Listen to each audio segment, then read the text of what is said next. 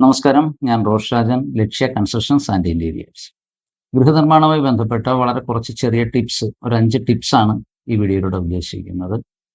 First, നമ്മൾ land purchase ചെയ്യുമ്പോൾ നമ്മൾ വളരെ ശ്രദ്ധിക്കേണ്ടതായിട്ടുള്ള ഒരു 3 കാര്യങ്ങളുണ്ട്.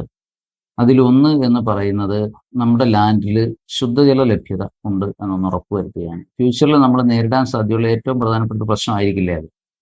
ജലലഭ്യത എന്ന് പറയുന്നത് വളരെ വലിയൊരു പ്രശ്നമായിരിക്കും നമ്മൾ നേരിടാൻ പോകുന്നത്. പിന്നെ സെക്കൻഡ്, നമ്മുടെ പർച്ചേസ് ചെയ്യുന്ന ലാൻഡ് ഹാർഡ് സോയിൽ ആണോ ലൂസ് സോയിൽ ആണോ എന്ന് നമ്മളൊന്ന് ഉറപ്പുവരുത്തണം. നമ്മുടെ നിർമ്മാണത്തിന് പറ്റിയ മണ്ണാണ്, ലൂസ് അല്ല എന്ന് നമ്മളൊന്ന് ഉറപ്പുവരുത്തേണ്ടതായിട്ടുണ്ട്.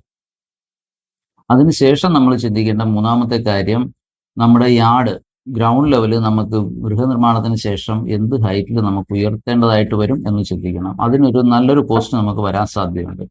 അപ്പോൾ ആ ഒരു പോസ്റ്റ് അവോയ്ഡ് ചെയ്യേണ്ടത് ഒരു അത്യാവശ്യ കാര്യമാണ്. നമ്മൾ പിന്നീട് അതിനെക്കുറിച്ച് ചിന്തിക്കൂ. അപ്പോൾ അതുകൊണ്ട് നിലവിലുള്ള റോഡ് ലെവലുമായിട്ട് നമ്മുടെ യാർഡ് ഒത്തിരി താന്നിട്ടല്ല എന്ന് നമ്മളൊന്ന് ഉറപ്പുവരുത്തേണ്ടതായിട്ടുണ്ട്. പിന്നെ മൂന്നാമത്തെ കാര്യം, നമ്മളൊരു വീട് നിർമ്മാണത്തിലേക്ക് കടക്കുമ്പോൾ നമ്മൾ താമസിക്കുന്ന വാടക വീടോ നമ്മുടെ പഴയ വീടോ എന്തോ ആയിക്കോട്ടെ, ആ വീട്ടിൽ നമുക്ക് വളരെയധികം സന്തോഷവും സമാധാനവും ഒക്കെ തരുന്ന ഒരു നല്ലൊരു സോൺ ഉണ്ട് എന്നുണ്ടെങ്കിൽ അത് നമ്മുടെ പുതിയ വീടിൻ്റെ പുതിയ ഡിസൈനിങ്ങിലേക്ക് ആഡ് ചെയ്യാൻ നമ്മൾ നമ്മുടെ എഞ്ചിനീയറോട് നിർബന്ധമായും പറയണം.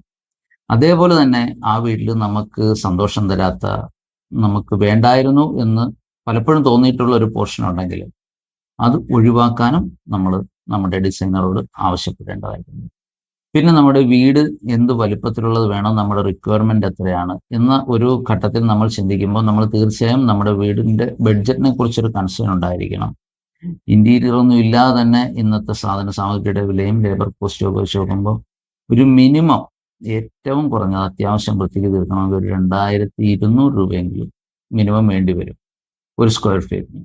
അപ്പോൾ അത് വെച്ചിട്ട് നമ്മുടെ വീട് എത്ര സ്ക്വയർ ഫീറ്റ് വേണം എന്ന് നമ്മൾ അതിനെ ബേസ് ചെയ്തായിരിക്കണം നമ്മൾ ചിന്തിക്കേണ്ടത്. കാരണം ഇല്ലെങ്കിൽ ഭാവിയിൽ നമ്മൾ ലോൺ എടുക്കുക, കടത്തിലേക്ക് പോവുക, അങ്ങനെയുള്ള ഒത്തിരി പ്രശ്നങ്ങളിലേക്ക് പോകേണ്ടി വരും. ഏകദേശം മിനിമം ഈ ഒരു ധാരണ ഏത് സാധാരണക്കാരനും ഗൃഹനിർമ്മാണത്തിൽ ഉണ്ടായിരിക്കേണ്ടതാണ്. Thank you.